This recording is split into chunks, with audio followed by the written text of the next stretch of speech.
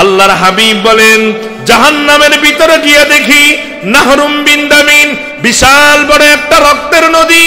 ওই রক্তের নদীর মাঝখানে এক ব্যক্তি এরকম ভাবে হাবুডুবু খায়। সে সাঁতরাইতে জানে না, কেমন যেন সে সাঁতরাইতে জানে না, হাবুডুবু খায়। আর এরকম ভাবে তার সামনে রক্ত, রক্তের গন্ধ, রক্তের ছোঁয়া, টকটক রক্তগুলো তার সামনে।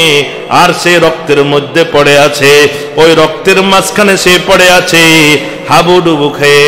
অনেক কষ্ট করে যখন ওই রক্তের নদী তীরে যখন চলে আসলো, উঠবে উঠবে ভাব, এমন সময় দেখা যায় দূর থেকে একজন ফেরেশতা বিশাল বড় একটা পাথরের খণ্ড নিয়ে আস্তে আস্তে তার সামনে আসলো।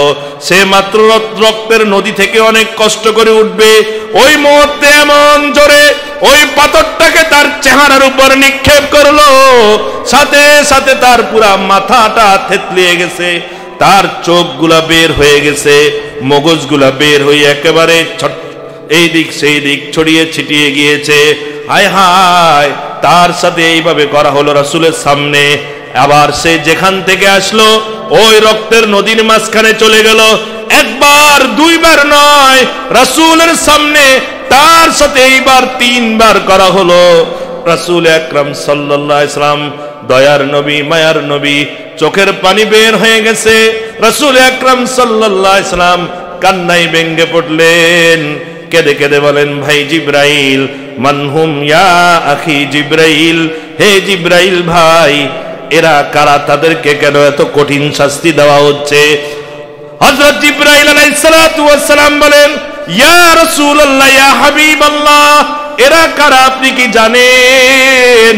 এরা অন্য কেউ নয়, এরা হলো আপনার ওই উম্মত, যে উম্মত দুনিয়ার জমিনে সুদ ভক্ষণ করেছিল, সুদ ভক্ষণ করেছে।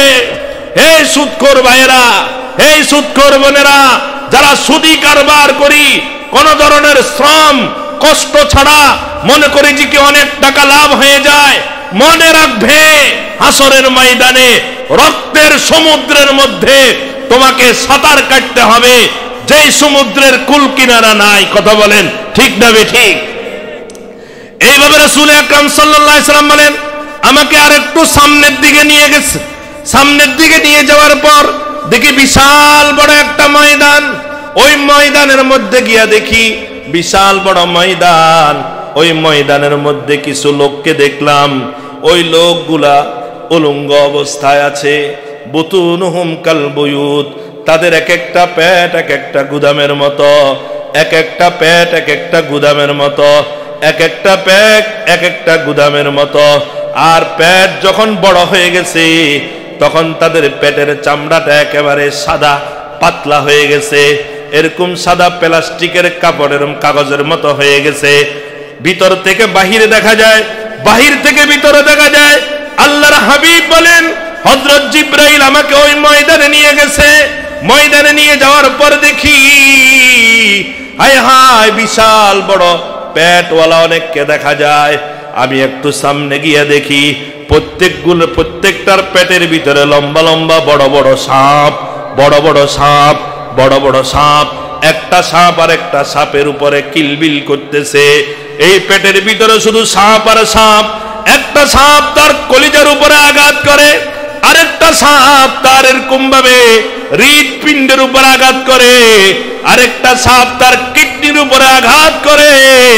এত বিষাক্ত সাপ যে ওই সাপ, একটা সাপকে যদি দুনিয়ার জমিনে ছেড়ে দেওয়া হয়, ওই সাপ যদি দুনিয়ার জমিনে একবার মাত্র একটা শ্বাস নিঃশ্বাস ফেলে দেয়, সারা পৃথিবীর যত মাখলুক আছে সমস্ত মাখলুক তার ওই শ্বাসের সাথে যেই বিষ ক্রিয়া হবে, ওই বিষ ক্রিয়ায় সব ধ্বংস হয়ে যাবে।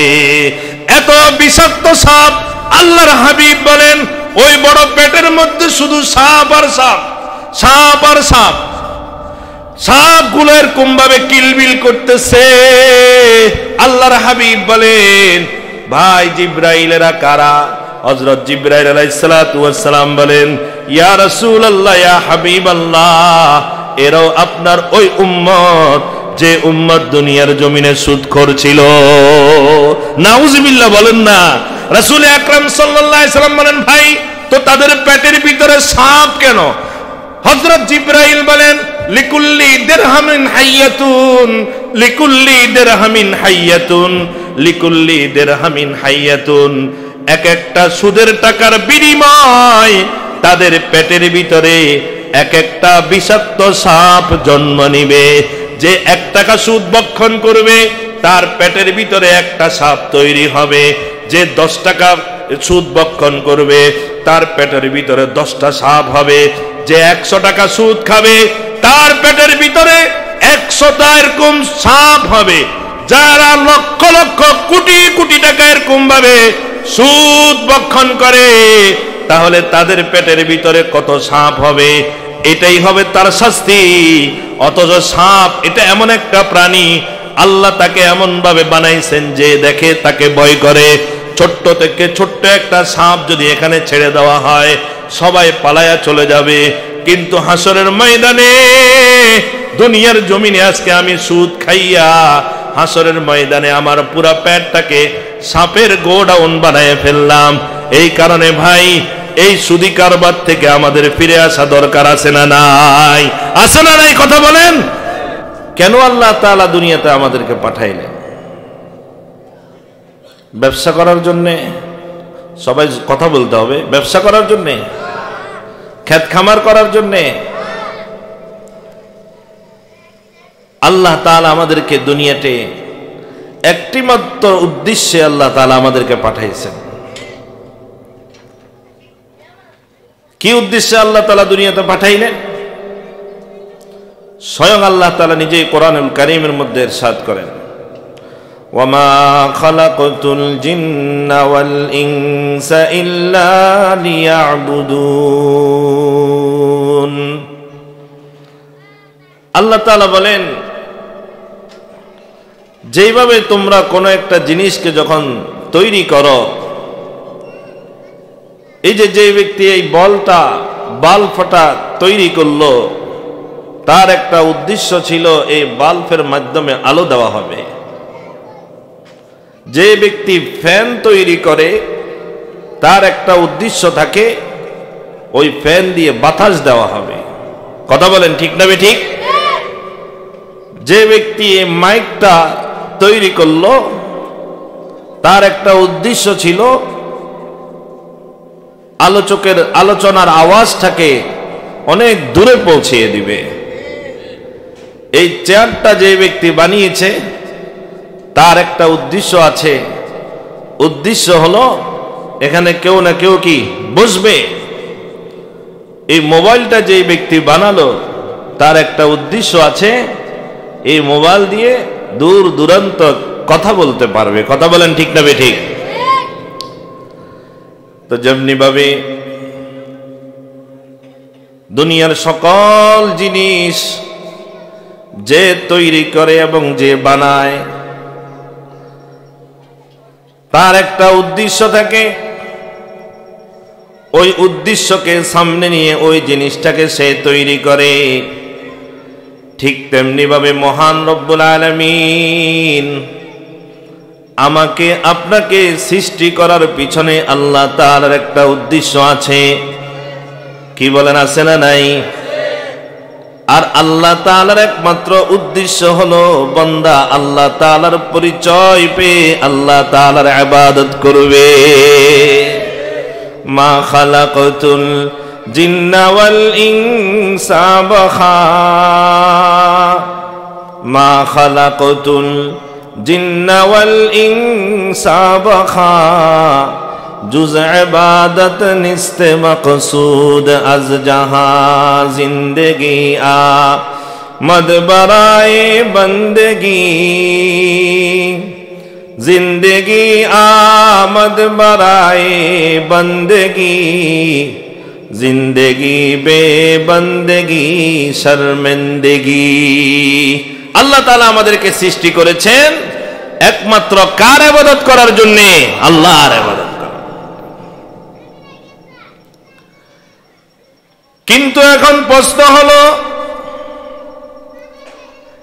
আল্লাহ তাআলা আমাদেরকে দুনিয়াতে সৃষ্টি করেছেন আল্লাহ তাআলার ইবাদত বন্দেগী করার জন্য। আমাদের যার যতটুকু তৌফিক হয়, যার যতটুকু শক্তি আছে, আমরা তো ইবাদত বন্দেগী করি। কিন্তু বাবা একটু চিন্তা ফিকির করে দেখেন, পুরা দিন 24 ঘন্টার মধ্যে আমি আল্লাহর জন্য কতটুকু সময় ব্যয় করি, আর দুনিয়ার জন্য আমি কতটুকু সময় ব্যয় করি। হিসাব মিলবে? আরে কথা বলেন না কেন? কথা বলবেন না, হিসাব মিলবে?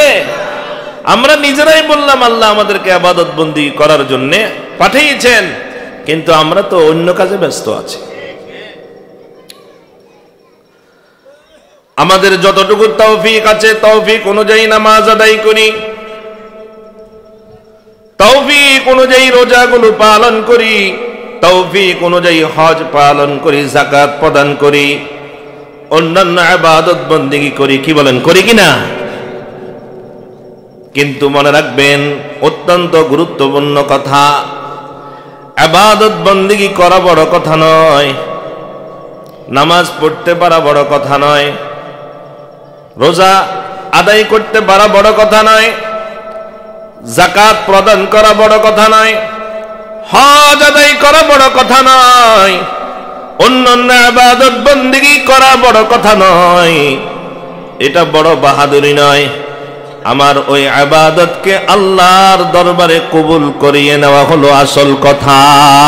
কথা বলেন, আল্লাহর দরবারে যদি আমার একটা সিজদা কবুল হয়ে যায়, আমার জীবনের একটা সিজদা যদি আল্লাহর দরবারে কবুল হয়ে যায়, জান্নাতে যাওয়ার জন্য আমার এটাই যথেষ্ট হয়ে যাবে। সুবহানাল্লাহ বলেন। আর যদি নাকি আমার পুরা জিন্দেগি আল্লাহর দরবারে সিজদায় কাটিয়ে দেই, আর কিন্তু আল্লাহ তাআলা যদি আল্লাহর পক্ষ থেকে কবুল না করেন, আমার পুরা জিন্দেগির ইবাদতের কোনো দাম নাই। ঠিক না ঠিক? এই জন্য ইবাদত বন্দেগী করা বড় কথা নয়। হে আমার বৃদ্ধ বাবারা,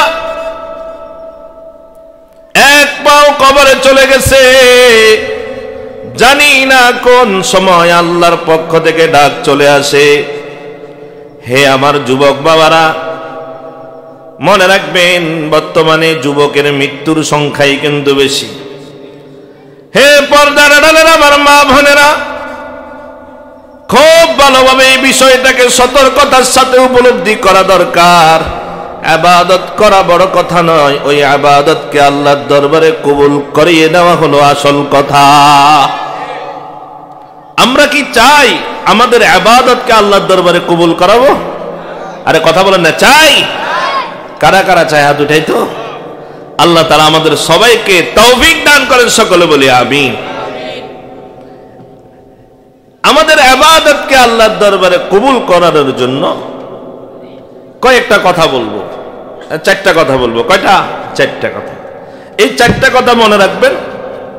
এই চারটা কথা বা এই কথাগুলা মানতে আমাদের টাকাও খরচ হবে না, অর্থও খরচ হবে না, শক্তিও লাগবে না, শুধু কথাগুলা মানা। আর যে কথাগুলো বলবো এগুলো নতুন কিছু না, এগুলো আমরা সব জানি। কথা কি বুঝেন নাই? শুধু স্মরণ করায় দেওয়া। রাজি আছি তো ইনশাআল্লাহ? চারটা কথা, এটাই ওয়াজ। এই চারটা পয়েন্ট নিয়ে আজকে এখান থেকে যাবেন। কারা কারা রাজি আছি? আল্লাহ তাআলা তৌফিক দান করেন সকলে। আমাদের ইবাদত বন্দেগীকে যদি আল্লাহর দরবারে কবুল করাতে চাই, এক নম্বর আমাকে যেই বিষয়টাকে মানতে হবে সেটি হলো ইখলাসের সাথে আল্লাহ তাআলার ইবাদত করতে হবে। ওই ইবাদত করার সময় একমাত্র কার জন্য করব? আমি নামাজ পড়বো কার জন্যে? আমি রোজা রাখবো কার জন্যে? আরো জোরে বলেন না, আমি রোজা রাখবো কার জন্যে? যাকাত, হজ, দান, সদকা, অন্যান্য ইবাদত বন্দেগী সবগুলো আমাকে একমাত্র আল্লাহর সন্তুষ্টির জন্য করতে হবে। আল্লাহ তাআলা কোরআনে কারীমের মধ্যে ইরশাদ করেন, ওয়ামা উমিরু ইল্লা লিয়াবুদুল্লাহা মুখলিসিনা লাহুদ্দিন। আল্লাহ তাআলা বলেন, বান্দারে আমি তোমাদেরকে যা কিছু নির্দেশ দিয়েছি, আমি তোমাদের কাছে নির্দেশ দিয়ে আমি তোমাদের থেকে যা চাই সেটা হলো একমাত্র তোমরা আমি আল্লাহকে সন্তুষ্টি করার জন্য একমাত্র ইবাদত করবে। কার জন্য ইবাদত করতে হবে? একমাত্র আল্লাহর জন্য আমাকে ইবাদত করতে হবে। আল্লাহকে সন্তুষ্টি করার জন্য আমার ইবাদত করতে হবে, কোন বান্দাকে খুশি করার জন্য নয়, অথবা কোন মাখলুককে খুশি করার জন্য নয়। একমাত্র আল্লাহকে খুশি করার জন্য যদি আমি আমল করি সেটা হবে ইবাদত, আর যদি অন্যকে খুশি করার জন্য আমি আমল করি সেটা হবে শিরিক। সেটা কি হবে? শিরিক। একমাত্র আল্লাহর জন্য যদি আমি নামাজ আদায় করি সেই নামাজটা হবে ইবাদত, আর ওই নামাজটাকে যদি আমি অন্য কাউকে দেখানোর জন্য করি সেটা হবে শিরিক। একমাত্র আল্লাহকে রাজি খুশি করার জন্য যদি আমি রোজা রাখি আমার সেই রোজাটা হবে ইবাদত, আর যদি নাকি অন্যকে দেখানোর জন্য আমি রোজা রাখি সেটা হবে শিরিক। একমাত্র আল্লাহকে রাজি খুশি করার জন্য যদি আমি যাকাত আদায় করি সে যাকাত আদায় করাটাও হবে ইবাদত, আর যদি নাকি আমি নিজের নাম ফুটানোর জন্য যাকাত আদায় করি সেটা হবে শিরিক। একমাত্র আল্লাহকে রাজি খুশি করার জন্য লক্ষ লক্ষ টাকা খরচ করে যদি আমি হজ আদায় করি সে হজ হবে আমার ইবাদত, আর যদি নাকি আমি মানুষের কাছে আমাকে হাজী সাহেব বলবে এই কারণে হজ আদায় করি তাহলে সেটা হবে শিরিক। একমাত্র দুনিয়ার জমিনে আর কারো দরবারে কোনো কিছু না চেয়ে একমাত্র যদি আল্লাহর দরবারে আমার মনের আশাগুলো পূরণ করতে চাই সেটা হবে ইবাদত। কিন্তু কোন বাবার দরবারে গিয়ে যদি আমি আমার মনের আশা পূরণ করার ব্যক্তি করি সেটা হবে আপনার শিরিক। কথা বলেন ঠিক না ঠিক?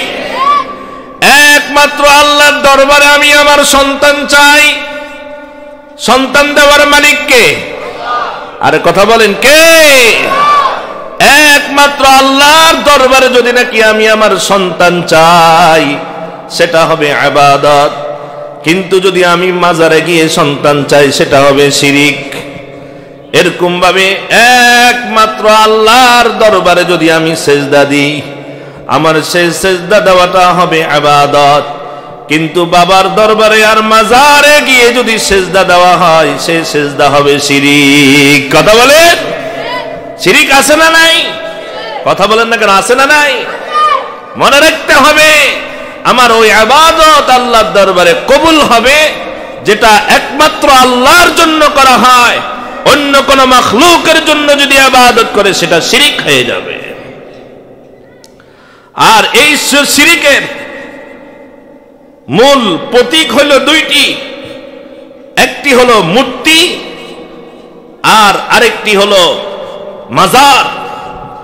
বাবার দরবার আর মাজার এগুলো হলো শিরিকের আড্ডাখানা, মানুষের ঈমান আকীদা গুলোকে ধ্বংস করে দেয়। কথা বলেন ঠিক না ঠিক? আরো জোরে বলেন ঠিক না ঠিক? আর হলো মূর্তি, ওই মূর্তির সামনে মাথা নত করে।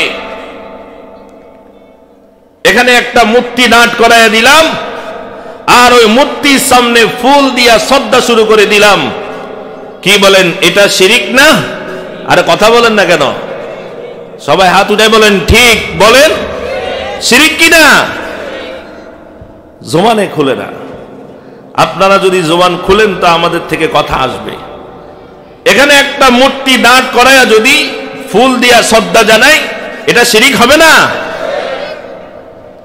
এই বাংলার জমিন গত কয়েক বছরে শিরিকের আড্ডাখানা হয়ে গিয়েছিল। বাংলার জমিনের বিভিন্ন জায়গায় রাস্তার মোড়ে মোড়ে পুরা ঢাকা শহরে মূর্তি আর মূর্তির আড্ডাখানা হয়ে গিয়েছিল। কথা বলেন এরকম ভাবে বিভিন্ন ধরনের আপনার মাজার আর বাবার দরবার খুলে খুলে সেইভাবেও মানুষকে শিরকের দিকে এরকম আকৃষ্ট করা হয়েছিল।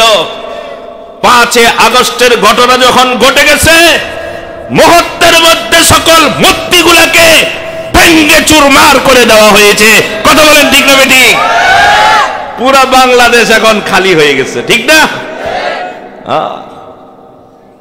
শুধু তাই না, আরো বিভিন্ন প্রকারের মাজার, যে সকল মাজারগুলো হলো, ওই মাজারগুলো বিভিন্ন জায়গায় সাধারণ জনগণ গিয়ে গিয়ে ওই মাজারগুলো, শিরকের আড্ডাখানাগুলোকে ভেঙে দিয়েছে। কথা বলেন? এইভাবে শিরকের আড্ডাখানা দুনিয়ার জমিনে থাকবে না। দুনিয়ার জমিনে থাকবে একমাত্র তাওহীদের কালিমা লা ইলাহা ইল্লাল্লাহ ছাড়া দুনিয়ার জমিনে অন্য কোন গায়রুল্লাহর ইবাদত চলবে না। কথা বলেন? একমাত্র গোলামি করব কার? এই মাথা একমাত্র নোয়াবো কার দরবারে? কারো দরবারে মাথা নত করব না। কথা বলেন ঠিক না ঠিক? তো বলতেছিলাম, আমাদের এই ইবাদতকে যদি আল্লাহর দরবারে কবুল করাতে হয়, 1 নম্বর আমাদেরকে যেটা করতে হবে, সবাই বলেন সেটা কি? শেষ হলো নামাজ। এটা বুঝি নামাজ। আল্লাহর দরবারে যদি আমার ইবাদতকে কবুল করতে হয়, 1 নম্বর করণীয় হলো ইবাদত করব কার জন্য? মাঝে মাঝে টানের সাথে গরমের সাথে যদি পয়েন্ট ভুলে যান তাহলে তো সমস্যা। পয়েন্ট মনে রাখবেন, একমাত্র ইবাদত করব কার জন্য? এটা হলো 1 নম্বর শর্ত আমাদের ইবাদত কবুল হওয়ার জন্য। এই কারণে আল্লাহ তাআলা কোরআনে কারীমের মধ্যে ইরশাদ করেন, লা ইন আশরাকতা লা ইয়াহবাতান্না আমালুকা ওয়া লা তাকুনান্না মিনাল খাসিরিন। আল্লাহ তাআলা বলেন, বান্দারে আমি তোমাকে দুনিয়ার জীবনে প্রেরণ করলাম, বান্দা আমি তোমাকে একটা পরিবর্তনশীল জীবন দান করলাম। তোমার হায়াতের মালিক আমি, তোমার রিজিকের মালিক আমি, তোমার যাবতীয় সব কিছুর ব্যবস্থা বান্দা আমি করলাম। সুতরাং বান্দা সেজদাটা আমার দরবারে দিবা, মাজারে গিয়ে সেজদা দিবা না। বান্দারে আমি যে আল্লাহ তোমাকে সৃষ্টি করে তোমার জীবনের সকল চাহিদাগুলো পুরো করলাম, সুতরাং তুমি যদি কিছু চাও আমি আল্লাহর দরবারে চাইবা, কোন বান্দার দরবারে চাইবা না, বাবার দরবারে চাইবা না। আর যদি নাকি তুমি আমি আল্লাহর দরবারে না চাইয়া কোন বাবার দরবারে আর মাজারের দরবারে যদি নাকি তুমি চাও, তুমি বান্দা আমার সাথে শিরিক করে ফেললা। লা ইন আশরাকতা লা ইয়াহবাতান্না আমালুকা ওয়া লা তাকুনান্না মিনাল খাসিরিন। যে ব্যক্তি আল্লাহর সাথে শিরিক করে ফেলবে, লা ইয়াহবাতান্না আমালুক, সে শিরিক করে তার সকল আমলগুলোকে ধ্বংস করে দিল। ওয়া লা তাকুনান্না মিনাল খাসিরিন, এবং সে ক্ষতিগ্রস্ত হয়ে গেল। নাউযুবিল্লাহ বলেন। তাহলে শিরিকের মাধ্যমে আমার কি নষ্ট হয় বলেন? আমল নষ্ট হয়ে যায়। বলেন না, শিরিকের মাধ্যমে কি হয়? আমল। ইন্নাশ শিরকা লাযুলমুন আযীম। আল্লাহ তাআলা বলেন, বান্দা দুনিয়ার জমিনে তোমরা যত গুনাহ করো না কেন, তোমাদের সকল গুনাহগুলোকে আমি হজম করতে পারি, সেটাকে আমি বান্দা বরদাস্ত করতে পারি। কিন্তু বান্দা যখন তুমি আমার সাথে শিরিক করবা, এই শিরিক আমি বরদাস্ত করতে পারি না। বান্দারে তোমাদেরকে যখন সৃষ্টি করার জন্য আমি ফেরেশতাদের সাথে পরামর্শ চেয়েছিলাম, ফেরেশতারা কিন্তু তোমাদের পক্ষে মশওয়ারা দেয় নাই। আমি আল্লাহ তোমাদেরকে সৃষ্টি করেছি। বান্দারে তোমরা যখন আমাকে সেজদাটা না দিয়া অন্যের দরবারে সেজদা দাও, আমি আল্লাহকে খুশি করার জন্য ইবাদত না কইরা অন্যকে খুশি করার জন্য ইবাদত করো, তখন আমার ফেরেশতারা আমার দিকে তাকায়া থাকে। আমার ফেরেশতারা আমাকে কথা বুঝাতে চায়, আয় আল্লাহ তাদেরকে কেন আপনি সৃষ্টি করেছেন আপনার শিরিক করার জন্য। এই জন্য আল্লাহ বলেন, ইন্নাশ শিরকা লাযুলমুন আযীম। বান্দা অন্য যত অপরাধ করো, তোমাদের সকল অপরাধগুলো আমার জন্য মেনে নেওয়া যত সহজ, কিন্তু শিরিক মেনে নেওয়া আমার জন্য অত সহজ নয়। এই শিরিকটা হলো, আল্লাহ বলেন এটা আমার উপর মহা বড় জুলুম, লাযুলমুন আযীম, বড় জুলুম। এই কারণে আল্লাহ অন্য আয়াতে বলেন ইন্নাল্লাহা লা ইয়াগফিরু আন ইউশরাকা বিহি ওয়া ইয়াগফিরু মা দুনা যালিকা লিমান ইয়াশা। আল্লাহ তাআলা বলেন, বান্দা তুমি যত গুনাহ করবা তোমার সকল গুনাহগুলোকে আমি ক্ষমা করে দিব, তবে যদি নাকি তুমি আমি আল্লাহর সাথে তওবা করো, আমি আল্লাহর সাথে শিরিক করো, সেই শিরিকের গুনাহ আমি তোমাকে কখনো ক্ষমা করব না যদি তওবা না করো। নাউজুবিল্লাহ বলেন। এই জন্য ভাই ইবাদত করবে একমাত্র কার জন্য? চিল্লায় বলেন, কার জন্য? একমাত্র আল্লাহর জন্য ইবাদত করব, অন্য কোন মাখলুকের জন্য ইবাদত করব না। এটা হলো আমাদের ইবাদত কবুল হওয়ার জন্য এক নম্বর কাজ। তাইলে ইবাদত কবুল হওয়ার জন্য এক নম্বর করণীয় কি বলেন? বলেন না। ও খালি কয় নামাজ, খালি কয় নামাজ। নামাজ পড়ে কি করবেন? কি করবেন নামাজ পড়ে?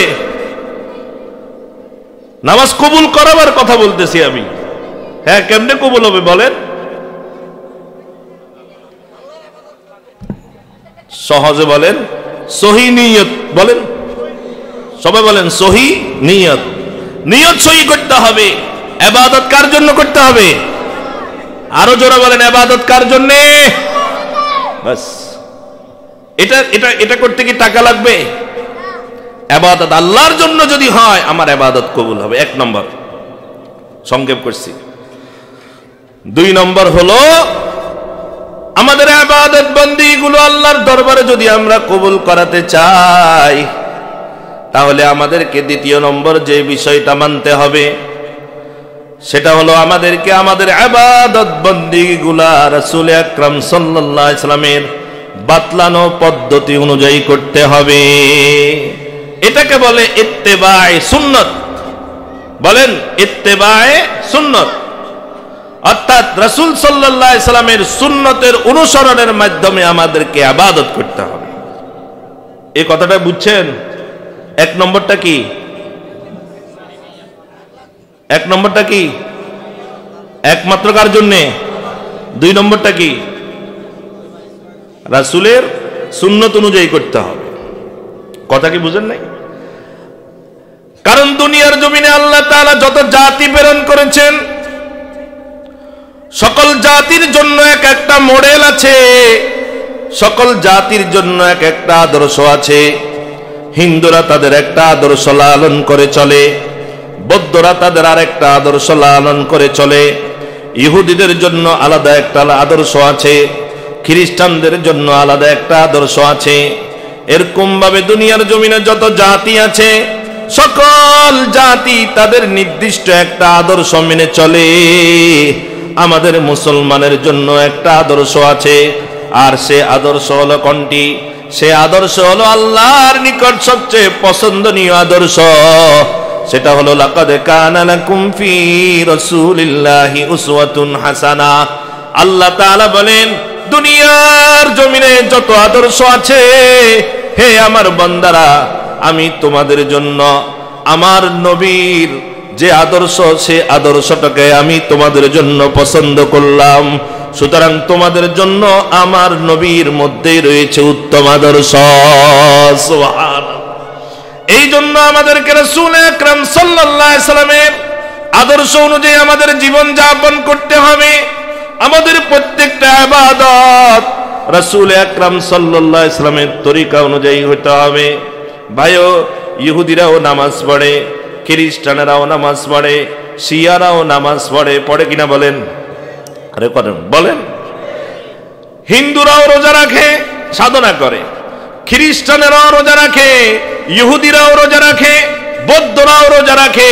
তারা তাদের নামে বলে সাধনা করে কিনা বলেন? এইভাবে মুসলমান যেইভাবে পশু জব করে, হিন্দু বৌদ্ধ খ্রিস্টান ইহুদি নাসারা তারাও পশু জবে করে। বুঝে থাকলে বলুন, তাদের নামাজগুলা কি হয়? আরো জোরে বলেন, হয়? তাদের সেই সাধনা রোজাগুলা কি কি হয়? তাদের সেই পশুর গোশত খাওয়া কি হালাল? কথা বলেন না, হালাল? তাহলে বোঝা গেল অন্যান্য ইহুদি নাসারা যারা আছে, কুফরি শক্তি যারা আছে, তারাও ইবাদত বন্দি করে, তবে তাদের ওই ইবাদত বন্দেগী আল্লাহর দরবারে কবুল হয় না। তার কারণ হলো তারা তো আমাদের নবীর আদর্শ অনুযায়ী করে নাই। আর আমাদের ইবাদত বন্দেগী আল্লাহর দরবারে তখনই কবুল হবে যদি নাকি আমাদের ইবাদত বন্দিগুলো আমাদের নবীর আদর্শ অনুযায়ী হয়ে যায়। সুবহানাল্লাহ। এই জন্য দ্বিতীয় নম্বর হলো আমাদের নামাজ যেন রাসূল আকরাম সাল্লাল্লাহু আলাইহি সাল্লামের নামাজ অনুযায়ী হয়ে যায়। আমাদের রোজা যেন রাসূল আকরাম সাল্লাল্লাহু আলাইহি সাল্লামের রোজা অনুযায়ী আমাদের রোজাগুলো হয়ে যায়। আমাদের যাকাত রাসূল যেভাবে বলেছেন সেইভাবে যেন হয়ে যায়। আমাদের হজ পালন রাসূল যেভাবে বলেছেন সেইভাবে যেন হয়ে যায়। আমাদের প্রত্যেকটা আমল যখন রাসূল আকরাম সাল্লাল্লাহু আলাইহি সাল্লামের বাতলানো পদ্ধতি অনুযায়ী হবে, তখন আমাদের সকল আমলগুলো আল্লাহর দরবারে কবুল হবে। কথা কি বুঝাইছে? এই জন্য রাসূলের সুন্নতের অনুসরণ করা। কিন্তু ভাই, আমি নামাজ পড়ি, আমি রোজা রাখি, আমি বড় হাজী সাহেব, আমি বড় দিনদার, আমি বড় মাওলানা, আমি বড় একজন আলেম, কিন্তু আমি আপনাদের সামনে একটা একটা করে যখন দেখাবো, আমরা তো ইবাদত বন্দি করি ঠিক, কিন্তু আমাদের ইবাদত বন্দিকে আল্লাহর দরবারে কবুল হয় কিনা? কারণ আমাদের মধ্যে রাসূলের আদর্শ নাই। আসেন মাথা থেকে পা পর্যন্ত, এখানে যারা আছি মাথা থেকে পা পর্যন্ত পুরা শরীরটাকে একটু তাকায়া দেখেন, আমার পুরা শরীরের মধ্যে রাসূলের আদর্শ আছে কিনা। হে আমার মা বোনেরা যারা পর্দার আড়ালে আছি, একটু তাকায়া দেখেন তো আমার ঘরের মধ্যে রাসূলের আদর্শ আছে কিনা। একটু তাকায়া দেখেন তো আমার মেয়ের মধ্যে রাসূলের আদর্শ আছে কিনা। একটু তাকায়া দেখেন আমার পুত্রবধূর মধ্যে রাসূলের আদর্শ আছে কিনা। একটু তাকায়া দেখেন আমার মেয়ের মধ্যে রাসূলের আদর্শ আছে কিনা। একটু তাকায়া দেখেন আমার পুরা বডির মধ্যে রাসূলের আদর্শ আছে কিনা। একটু তাকায়া দেখেন আমার মাথার মধ্যে যে চুল আছে, এই চুলের মধ্যেও রাসূলের আদর্শ আছে। রাসূল আকরাম সাল্লাল্লাহু আলাইহি সাল্লাম কিভাবে চুল রাখতে হবে সেটাও হাদিসের মধ্যে বর্ণনা করে দিয়েছে। হে যুবক ভাইরা, বৃদ্ধ বাবারা, আমাদের মাথার চুলের মধ্যে রাসূলের আদর্শ আছে না নাই? কিন্তু একটু তাকায়া দেখেন আমি আজকে জন্মের পর থেকে আজ পর্যন্ত কতদিন চুল কাটার জন্য সময় চিন্তা করেছি যে আমার রাসূলের আদর্শ অনুযায়ী আমি আজকে চুল কাটবো। এইভাবে আসেন তাকায়া দেখেন আমার যে চোখ আছে, চোখ, এই চোখের মধ্যে রাসূলের আদর্শ আছে। কোন দিকে আমি তাকাবো, কোন দিকে তাকাইতে পারবো না।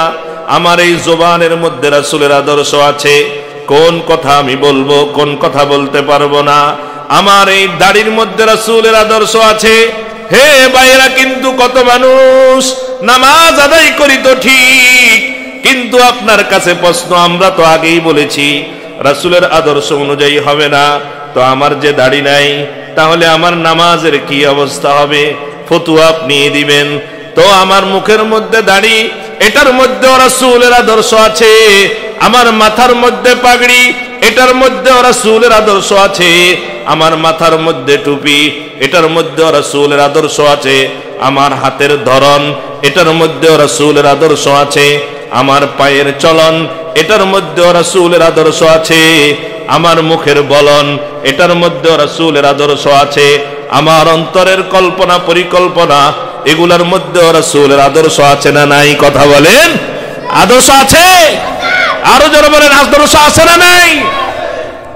কিন্তু একটু চিন্তা করে দেখেন ওই আদর্শ অনুযায়ী আমি চলছি কিনা। ভাই, আমার পুরো শরীরের মধ্যে যেমনি ভাবে রাসূল আকরাম সাল্লাল্লাহু আলাইহি সাল্লামের আদর্শ আছে, আমার ঘরের মধ্যে তো রাসূলের আদর্শ আছে। আমার মা পর্দা করে কিনা, আমার বোন পর্দা করে কিনা, আমার মেয়ে পর্দা করে কিনা, আমার স্ত্রী পর্দা করে কিনা, আমার ঘরের মধ্যে দস্তরখান আছে কিনা, আমার ঘরের মধ্যে সুন্নত তরিকা আছে কিনা, আমার ঘরের মধ্যে পর্দা এরকম ভাবে সাথে চলার মতো বিষয় আছে কিনা, আমার পুরা পারিবারিক জীবনটা রাসূলের সুন্নত অনুযায়ী আছে কিনা, আমরা যারা ব্যবসা করি আমার ব্যবসাটা রাসূলের সুন্নত অনুযায়ী আছে কিনা। আমাদের নবীও তো একজন বড় ব্যবসায়ী ছিলেন, আমাদের সাহাবাই কেরাম ব্যবসা করেছেন, আমাদের ব্যবসার মধ্যে রাসূল আকরাম সাল্লাল্লাহু আলাইহি সাল্লামের আদর্শ আছে। আমার ব্যবসার মধ্যে রাসূলের আদর্শ আছে কিনা। আমার পুরো সমাজের দিকে তাকায়া দেখেন, এই সমাজের মধ্যে কি এরকম ভাবে রাসূলের সুন্নত আছে কিনা। আমার পুরো রাষ্ট্রের মধ্যে তাকায়া দেখেন রাসূলের আদর্শ আছে কিনা। ভাইও যদি নাকি বাটি চালান দিই তাহলে দেখা যাবে আমার মাথা থেকে পা পর্যন্ত রাসূলের পুরা সুন্নত নাই, আমার পরিবারের মধ্যে রাসূলের সুন্নতের আদর্শ নাই, আমার এরকম সমাজের মধ্যে রাসূলের আদর্শ নাই, আমার পুরা রাষ্ট্রের মধ্যে রাসূলের আদর্শ নাই।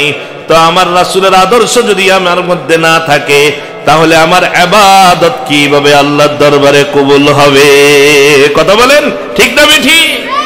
তু কো যাও সুন্নতে আহমদ কুজা, তু কো যাও সুন্নতে আহমদ কুজা, বা মুহাম্মদ কই বুয়াদ নসবত তোরা, বা মুহাম্মদ কই বুয়াদ নসবত তোরা, खिलाफे पैगंबर कसीरा गजीद के हरगिज बमंजिल नखाहद रसीद। তুমি কোথায়? রাসূলের আদর্শ কোথায়? আর নিজেকে বড় ইবাদতকারী মনে করতেছি, নিজেকে বড় রাসূলের আশিক মনে করতেছি। মনে রাখতে হবে এটা রাসূলের মিথ্যা আশিকের দাবিদার, বাস্তবে কিন্তু সে রাসূলের আশিক নয়। কারণ ইন্নাল মুহিব্বা লিমান ইউহিব্বু মুতিউ। যদি নাকি বাস্তব রাসূলের আশিক হতো তাহলে রাসূলের জন্য শুধু সুন্নত নয়, রাসূলের একটা সুন্নত জিন্দা করার জন্য জান দিতে প্রস্তুত হয়ে যেত। কথা বলেন ঠিক না ঠিক? জান দেই নাই। কথা বলেন। রাসূলের সুন্নতকে জিন্দা করার জন্য বাংলাদেশে অনেকবার বারবার এরকম ভাবে জান দিয়েছিল। কথা বলেন দিয়েছিল। এই শাপলা চত্বরে জান দিয়েছে একমাত্র রাসূলের সুন্নতকে জিন্দা করার জন্য। যখন শাহবাগের মধ্যে নাস্তিকেরা বসে আমাদের নবী করিম সাল্লাল্লাহু আলাইহি সাল্লামের এই সুন্নতগুলোকে যখন ব্যঙ্গ করতেছিল, আমাদের রাসূল সাল্লাল্লাহু আলাইহি সাল্লামের এই সুন্নত দাড়ি এটাকে নিয়ে যখন কুকুরের সাথে মিলানো শুরু করে দিয়েছে, আমার রাসূলের সুন্নত এই টুপি, এই টুপিটাকে যখন এরকম ভাবে কুকুরের মাথার উপরে দিয়া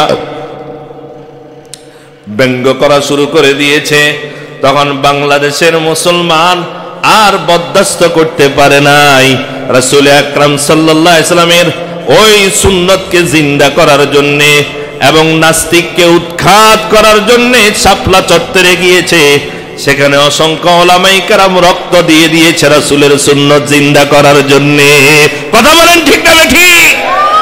এখনো যদি রাসূল আকরাম সাল্লাল্লাহু আলাইহি সাল্লামের কোন একটা ছোট্ট থেকে ছোট্ট সুন্নতের উপর যদি কোথাও কেউ আক্রমণ করতে চায়, রাসূল আকরাম সাল্লাল্লাহু আলাইহি সাল্লামকে নিয়ে ব্যঙ্গ করতে চায়, রাসূল আকরাম সাল্লাল্লাহু আলাইহি সাল্লামের কোন একটা সুন্নত এবং আদর্শকে নিয়ে তিরস্কারি আর মস্করা করতে চায়, এখনো বাংলাদেশের হাজারো লক্ষ কোটি রাসূলের সেই তাওহীদী উম্মত প্রস্তুত আছে নিজের জান দিয়ে হলেও রক্ত দিয়ে হলেও রাসূলের সুন্নতকে তারা ছাড়তে রাজি না। কথা বলেন ঠিক না বেটি? হ্যাঁ আছে এখনো। আমরা রাজি আছি তো? হাত উঠান, রাজি আছি তো? জানাদের হাতকে রাজি আছি তো?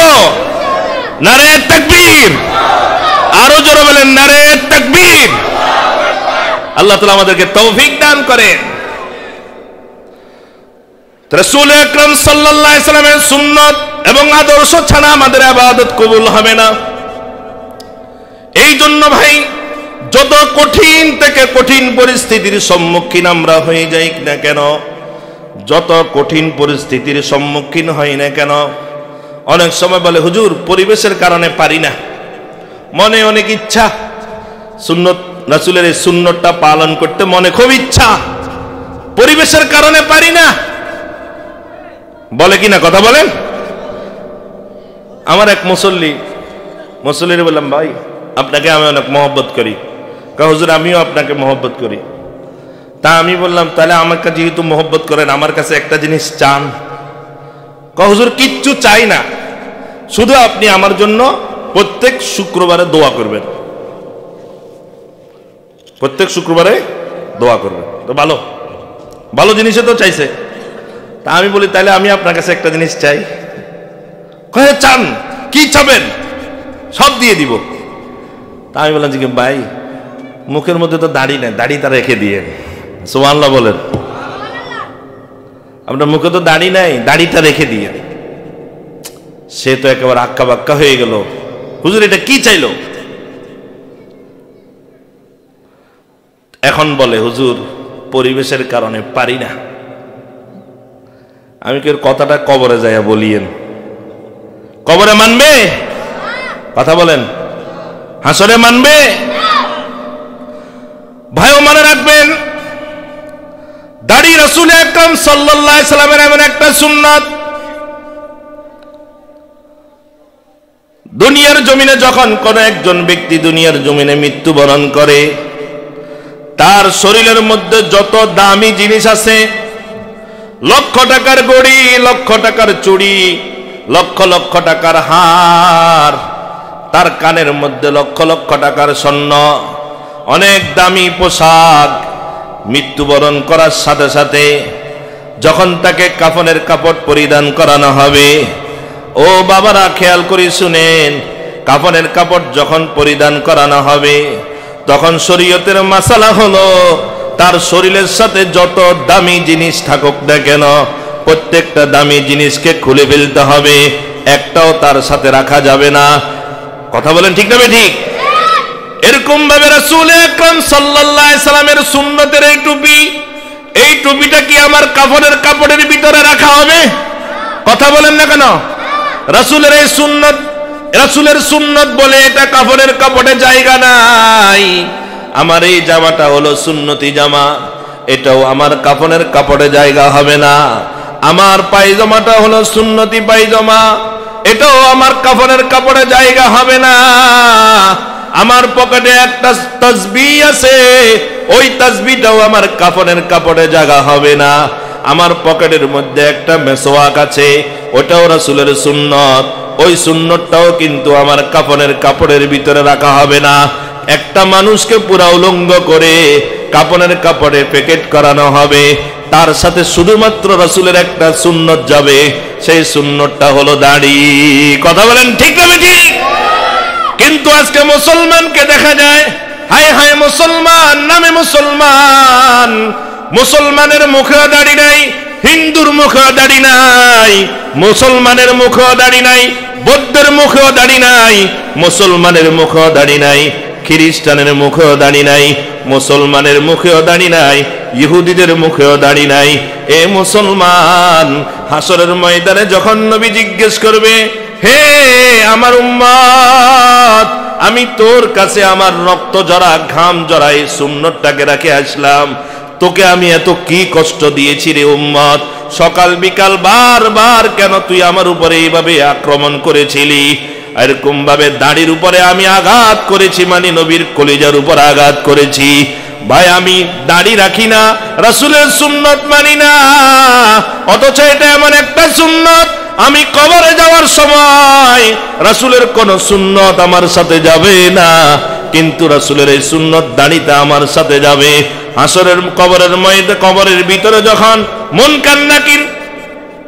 মুনকার নাকির ফেরেশতা যখন এসে মান রব্বুকা ওয়া মা দীনুকা ওয়া মান নাবিয়্যুকা বলে প্রশ্ন করবে, প্রশ্ন করার আগে যদি দেখে তার মুখের মধ্যে এক মুষ্টি পরিমাণ দাড়ি,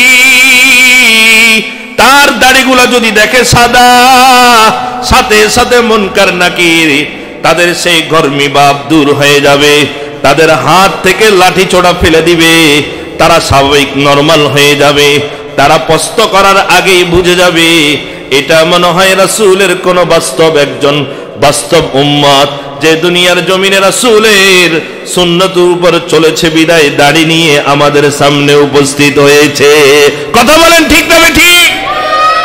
সুতরাং দাড়ি এটাও রাসূলের সুন্নত। আপনি যে বলেন হুজুর অমুকের কারণে পারি না, তমুকের কারণে পারি না। হাসরের ময়দানে একজনকেও খুঁজে পাবেন না। কথা বলেন ঠিক না ঠিক? যে স্ত্রী বলে হে তুমি দাড়ি লম্বা করে রাখবা না, তুমি যদি দাড়ি লম্বা করে রাখো তোমাকে মুরব্বি মুরব্বি মনে হয়। স্ত্রীকে খুশি করার জন্য রাসূলের কলিজা আঘাত করলাম, বন্ধুকে খুশি করার জন্য রাসূলের কলিজা আঘাত করলাম, সমাপাতিকে খুশি করার জন্য রাসূলের কলিজা আঘাত করলাম। মনে রাখবেন হাসরের ময়দানে ইয়াউমা ইয়াফিরুল মারউ মিন আখিহি ওয়া উম্মিহি ওয়া আবিহি ওয়া সাহিবাতিহি ওয়া বানিহি লিকুল্লি ইমরিইম মিনহুম ইয়াউমাইযিন শাআনুন ইউগনি।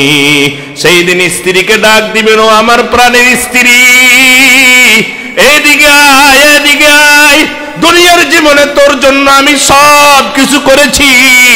এই স্ত্রী রে, তোর মায়ায় পড়ে আমি আমার মাকে এরকম ভাবে আমার ত্যাগ করে দিয়েছি।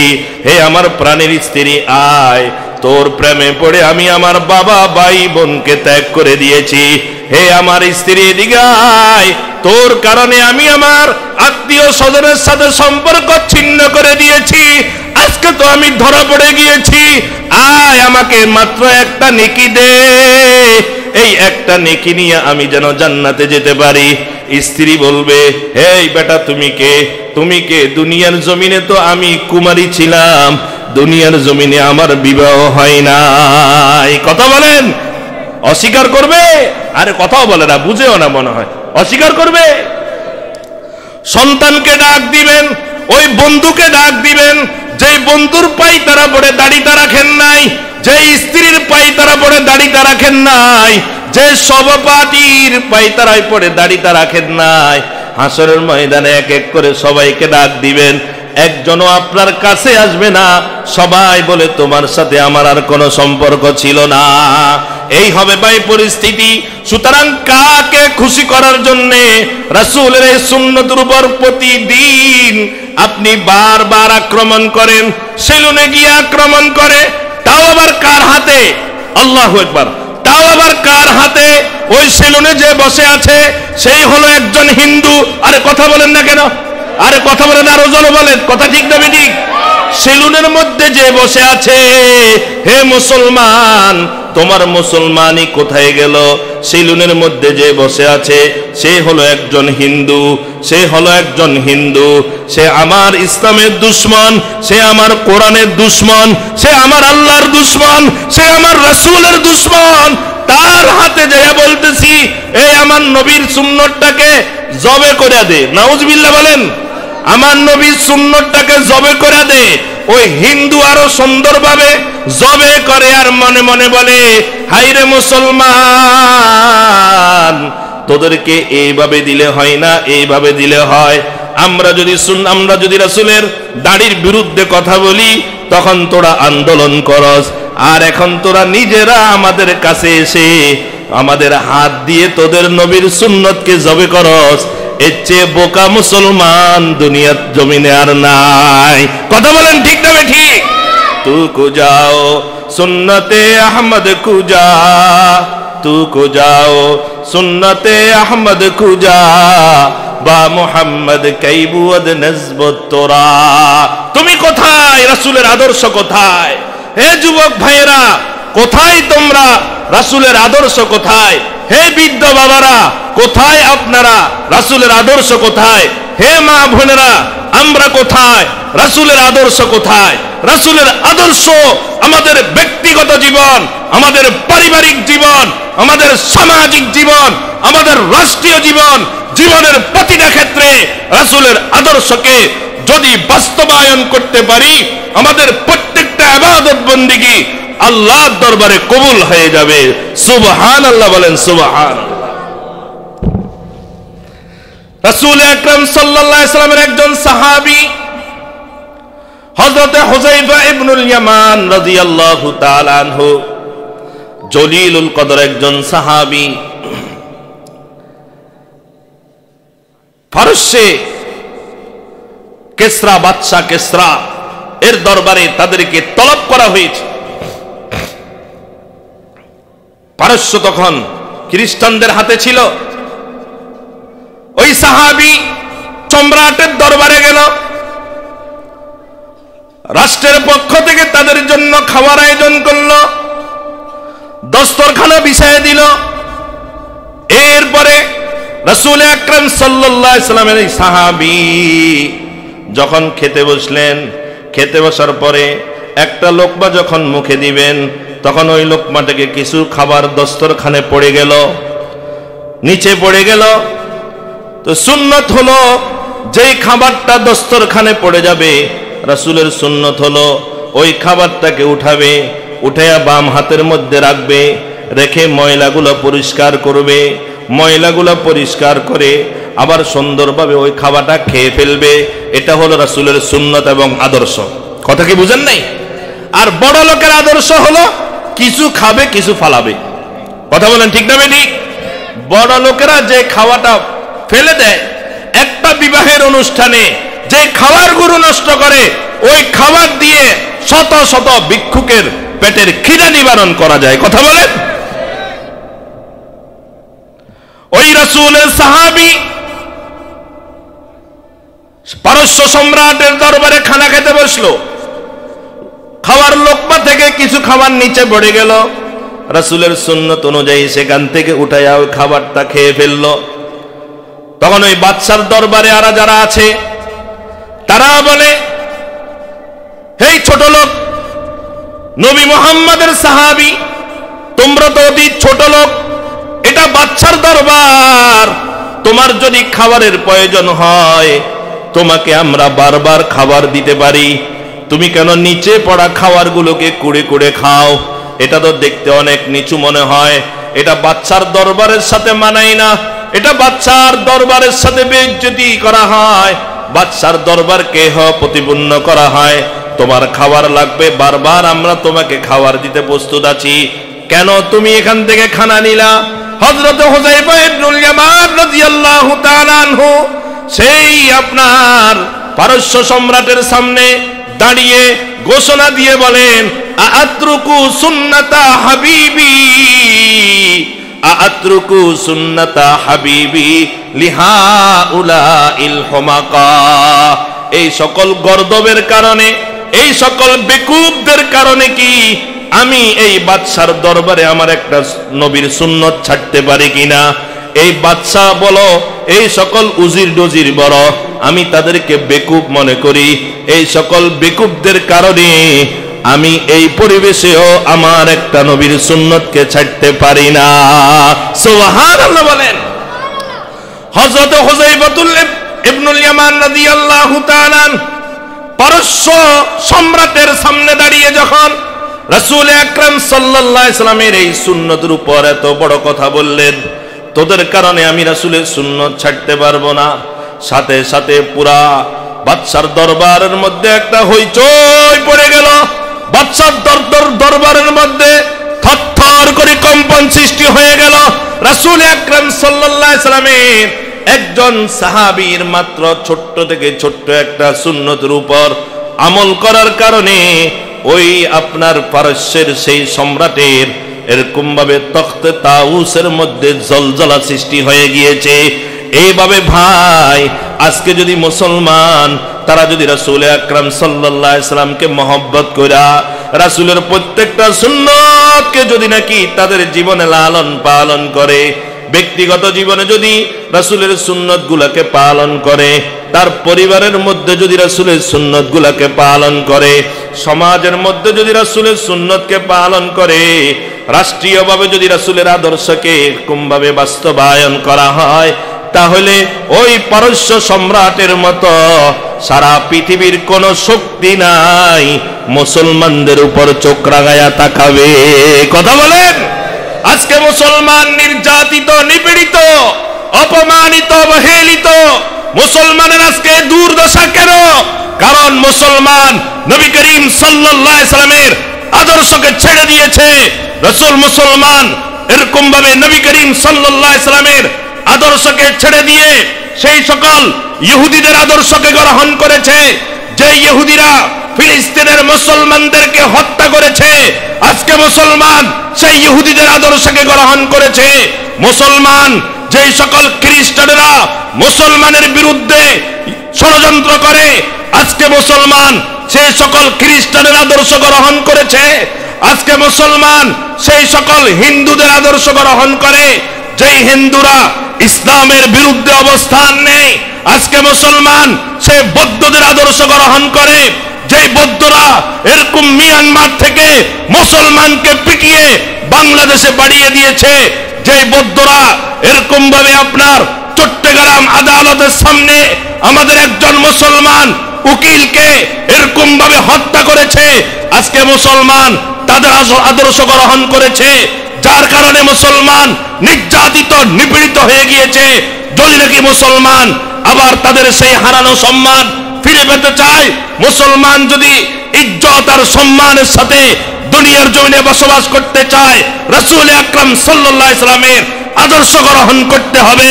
নিজের ব্যক্তিগত জীবন, পারিবারিক জীবন, সামাজিক জীবন, রাষ্ট্রীয় জীবনে রাসূল আকরাম সাল্লাল্লাহু আলাইহি সাল্লামের আদর্শকে যখন পরিপূর্ণভাবে বাস্তবায়ন করবে, এখনো সম্ভব মুসলমানদের হাতে এরকম ভাবে সকল ক্ষমতা থাকবে। বাংলাদেশেও একদিন ইসলামী হুকুমত কায়েম হবে, কালেমার পতাকা উঠতে থাকবে, সারা কুফরি শক্তি মুসলমানদের পদচুম্বন করবে ইনশাআল্লাহ। কথা বলেন ঠিক না বেটি? এখনো সম্ভব, কিন্তু আমাদের তো কি নাই, খবর নাই, রাসূলের আদর্শ আমাদের মধ্যে নাই। এই জন্য আল্লাহর বান্দা বলেন, গর সুন্নতে নববী কি করে पैरवी उम्मत, गर सुन्नत नबवी की करे पैरवी उम्मत, तूफान से निकल जाएगा फिर उसका सफीना, तूफान से निकल जाएगा फिर उसका सफीना, मुमिन जो फदा नक्श कफ पाए नबी हो, मुमिन जो फदा नक्श कफ पाए नबी हो जीर कदम आज भी आलम का खजीना, हो जीर कदम आज भी आलम का खजीना। এখনো যদি মুসলমান রাসূল আকরাম সাল্লাল্লাহু আলাইহি সাল্লামের সুন্নত অনুযায়ী চলতে পারে, বারবার বলছি ভাই, আমাদের ব্যক্তিগত জীবনটাকে সুন্নত দিয়ে সাজান, মাথা থেকে পা পর্যন্ত পুরো শরীরটাকে রাসূলের সুন্নত দিয়ে সাজাই, আমাদের পরিবারটাকে রাসূলের সুন্নত দিয়ে সাজাই, আমাদের সমাজ ও রাষ্ট্রকে যখন রাসূলের সুন্নত দিয়ে সাজাবো, সারা পৃথিবীর সকল ক্ষমতা এবং খাজানাগুলো মুসলমানদের পায়ে চলে আসবে। এই জন্য আমরা রাসূলের সুন্নত অনুযায়ী চলবো তো ইনশাআল্লাহ। তাহলে আমাদের ইবাদত বন্দেগী কবুল হওয়ার জন্য দ্বিতীয় নম্বর হলো রাসূলের সুন্নত মানতে হবে, রাসূলের আদর্শ মানতে হবে।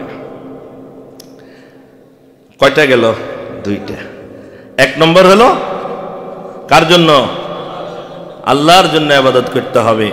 দুই নম্বর হলো কার পদ্ধতিতে? রাসূলের পদ্ধতিতে করতে হবে। তিন নম্বর হলো আমাদের ইবাদত যদি আল্লাহর দরবারে কবুল করাতে চাই, গুরুত্বপূর্ণ কথা, আমাদের খাওয়াটা হালাল হতে হবে। খাওয়াটা কি হতে হবে? হালাল। মুশকিল, এখানে ধরা খেয়ে যাবে, এখানে অনেক ভাই ধরা খেয়ে যাবে। আমাদের খাওয়াটা হালাল হতে হবে, আমাদের রিজিকটা হালাল হতে হবে। কারণ দুনিয়ার জমিনে দুই প্রকারের রিজিক আছে। এক প্রকারের রিজিককে বলা হয় হালাল রিজিক, আরেক প্রকারের রিজিককে বলা হয় হারাম রিজিক। ইমাম গাজ্জালি রহমতুল্লাহি আলাইহি বলেন, যেই রিজিকটা, যেই খাবারটা শরীয়ত বর্ণিত পদ্ধতিতে উপার্জন করা হয় তাকে বলা হয় হালাল রিজিক। বলেন, শরীয়ত পদ্ধতিতে যেই রিজিকটা উপার্জন করা হয় তাকে বলা হয় হালাল, আর শরীয়ত বিরোধী পন্থায় যেটা উপার্জন করা হয় তাকে বলা হয় হারাম। সুতরাং আমাদের ইবাদত বন্দেগীকে যদি আল্লাহর দরবারে কবুল করাতে চাই, আমার খাওয়াটা হালাল হতে হবে, আমার পরিধানের পোশাকটা হালাল হতে হবে, আমার এরকম ভাবে যাবতীয় বিষয়গুলো হালাল হতে হবে। আমি যদি নাকি হারাম খেয়ে যদি নাকি আমি নামাজ আদায় করি, আমার নামাজ কবুল হবে না। হারাম খেয়ে যদি নাকি আমি রোজা রাখি, রোজা কবুল হবে না। হারাম খেয়ে যদি নাকি আমি লক্ষ লক্ষ কোটি কোটি টাকা যাকাত আদায় করি, আমার যাকাত আদায় হবে না। এরকম ভাবে হারাম খেয়ে যদি নাকি আমি লক্ষ টাকা খরচ করে হজ আদায় করি, আমার হজ হবে না। আমি হারাম টাকা দিয়ে উপার্জন করে আমি যদি নাকি এরকম যত ইবাদত বন্দেগী করি, বাবা আমার একটা ইবাদত কবুল হবে না। এই জন্য আল্লাহ তাআলা কোরআনুল কারীমের মধ্যে ইরশাদ করেন, ইয়া আইয়ুহার রাসূল কুলু মিন তাইয়্যিবাত, ইয়া আইয়ুহার রাসূল কুলু মিনাত তাইয়্যিবাতি ওয়া'মালু সালিহা। আল্লাহ তাআলা বলেন, হে আমার নবী রাসূলেরা, আপনারা আগে হালাল জিনিস ভক্ষণ করেন, তারপরে ইবাদত করেন। কথা বলেন, আগে হালাল জিনিস ভক্ষণ করেন, তারপরে ইবাদত করেন, না হয় ইবাদত কবুল হবে না। এই জন্য আমাদের ইবাদত কবুল হওয়ার জন্য শর্ত হলো আমাদের রিজিকটা হালাল হতে হবে।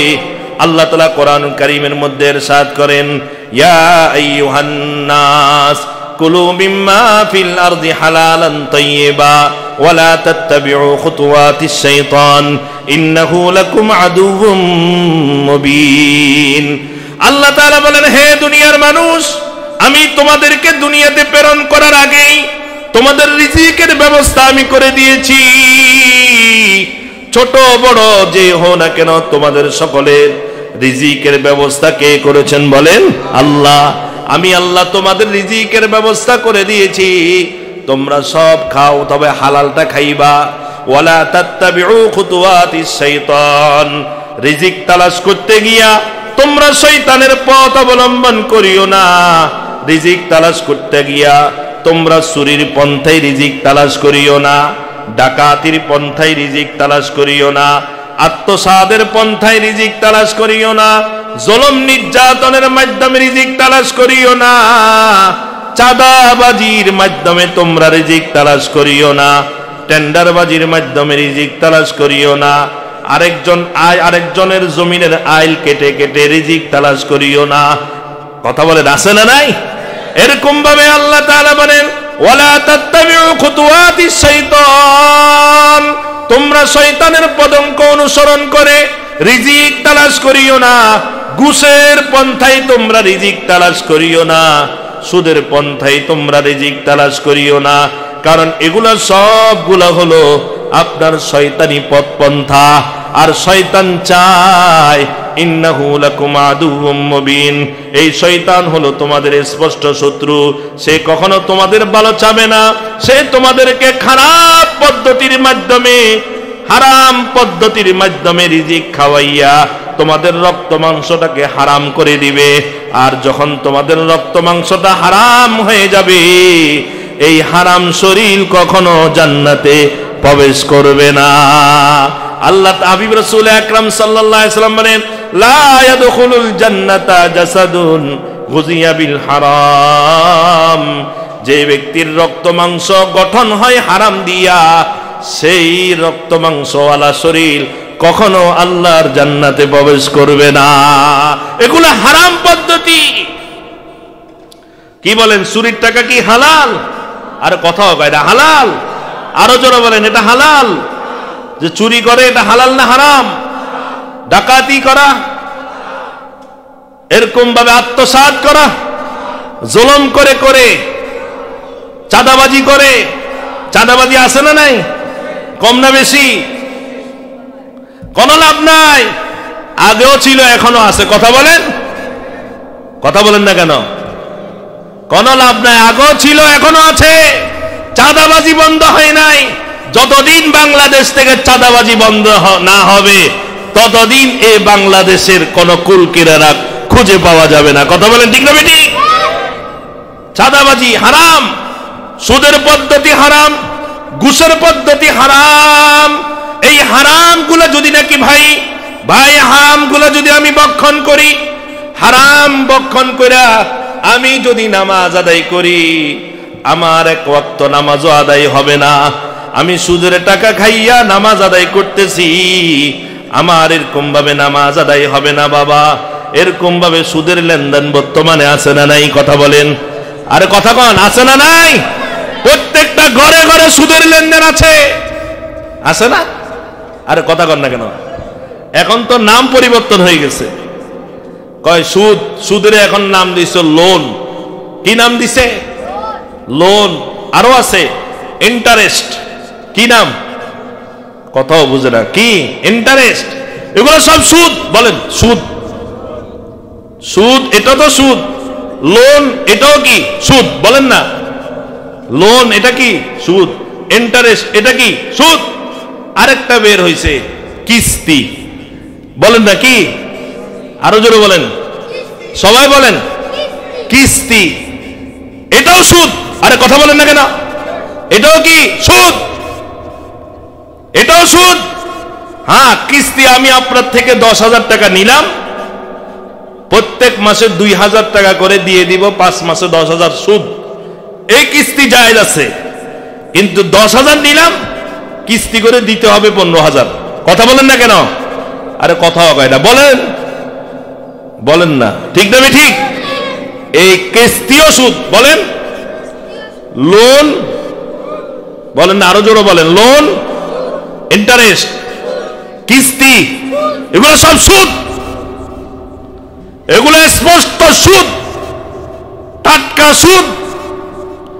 এই সুদ হারাম না হালাল? কেমন হারাম বলবো? কেমন হারাম? রাসূল আকরাম সাল্লাল্লাহু আলাইহি সাল্লাম হাদিস শরীফের মধ্যে ইরশাদ করেন, আর-রিবা 73 বাবা।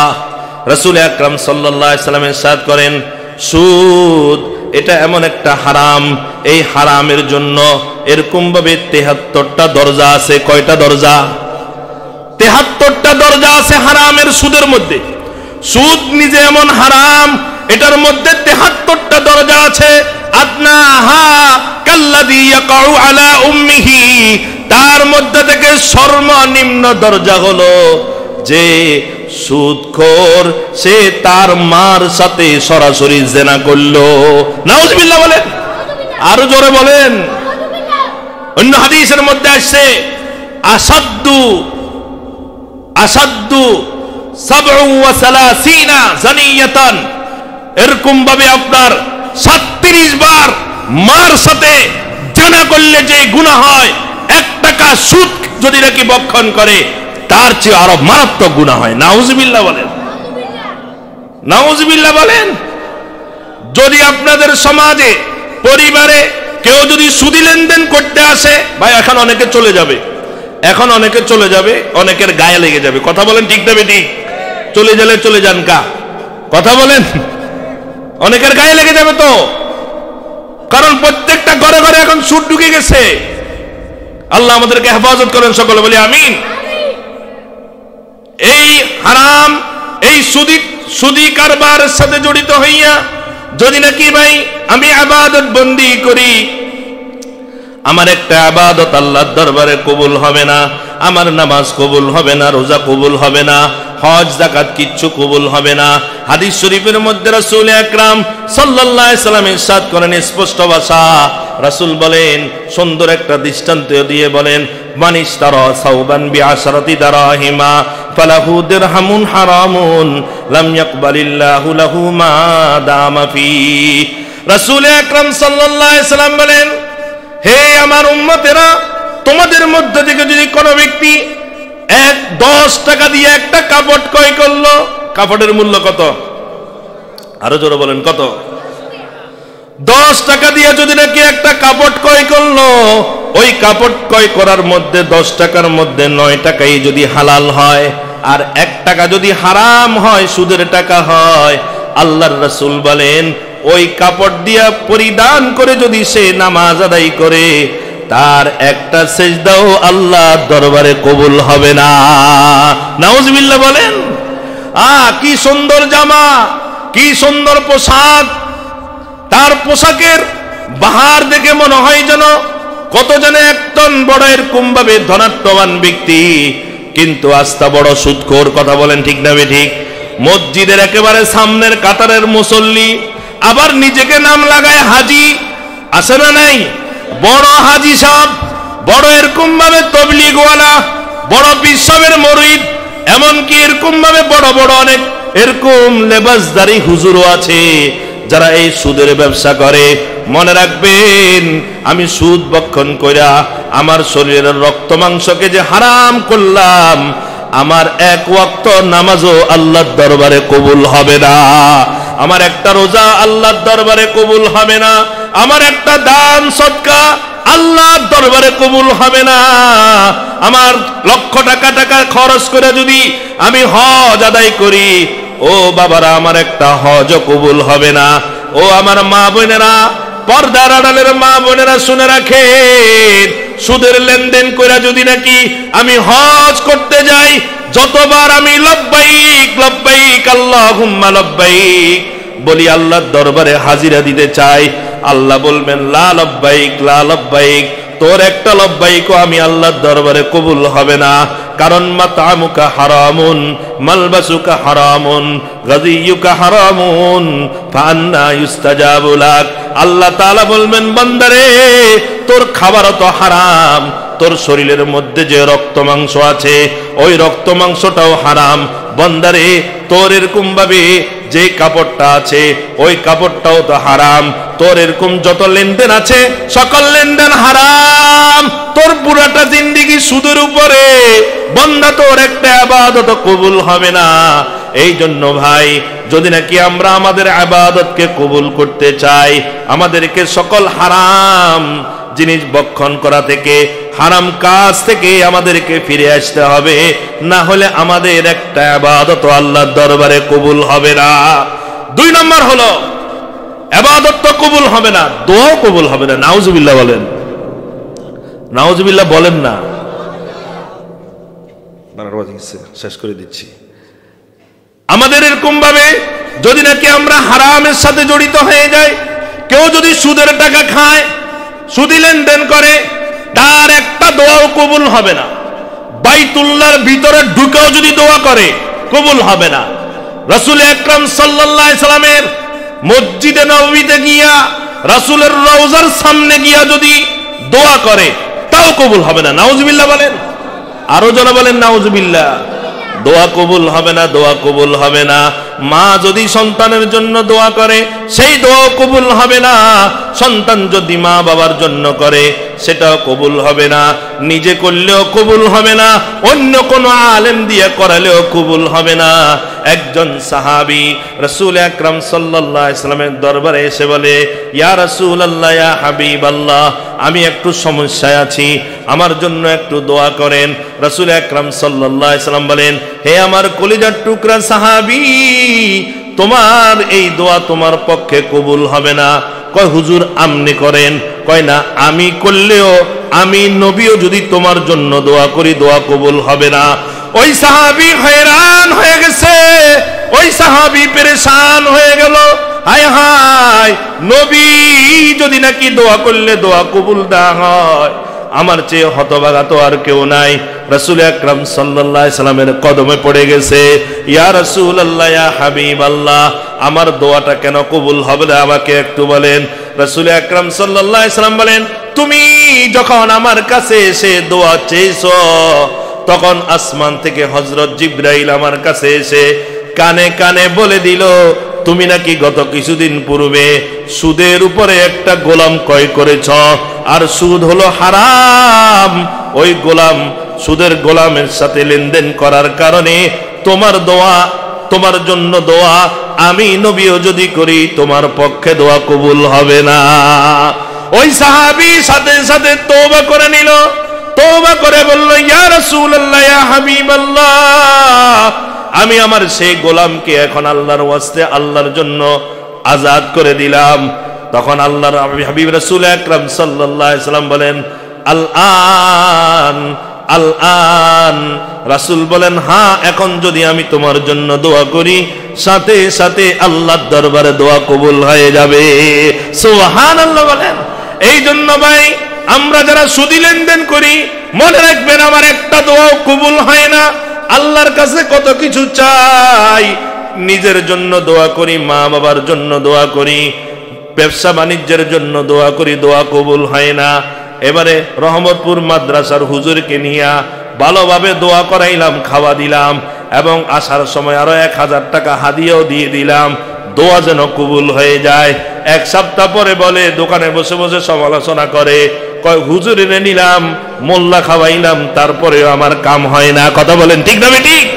কয় হুজুরও নকল হয়ে গেছে, হুজুরও দোয়া ধরে না। কথা বলেন ঠিক না বেটি? ও দোষকার বলেন না, দোষকার ও রহমতপুরের বড় হুজুরের দোষ। কথা বলেন না কেন? আর নিজে যে সুদের কারবার করে আল্লাহর আরশে আজিমের সাথে সম্পর্ককে কেটআপ করে রেখেছে, এটার খবর নাই। কথা বলেন? সুদের লেনদেন করে আল্লাহর আরশে আজিমের সাথে এরকম আমার দোয়া পৌঁছার আদান প্রদান করার রাস্তা আমি বন্ধ করে দিয়েছি, ওটার খবর নাই। দোষ হুজুরের, হুজুরে দোয়া করলে দোয়া কবুল হয় না।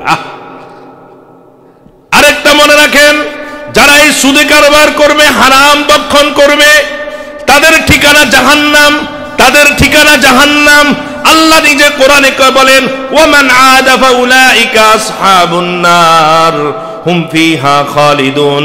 যারা সুদি কারবার হারাম এটা জানার পরও যারা আবার পুনরায় সুদি কারবারে ফিরে আসে, আল্লাহর হাবিব রাসূল আকরাম সাল্লাল্লাহু আলাইহি ওয়াসাল্লামকে আল্লাহ তাআলা আয়াত নাযিল করে বলেন, তাদের ঠিকানাই হলো জাহান্নাম। রাসূল আকরাম সাল্লাল্লাহু আলাইহি ওয়াসাল্লাম বলেন, লা ইয়াদখুলুল জান্নাতা লাহমুন নাবাতা মিনাস সুহতি ওয়া কুল্লু লাহমিন নাবাতা মিনাস সুহতি কানাতিন নার।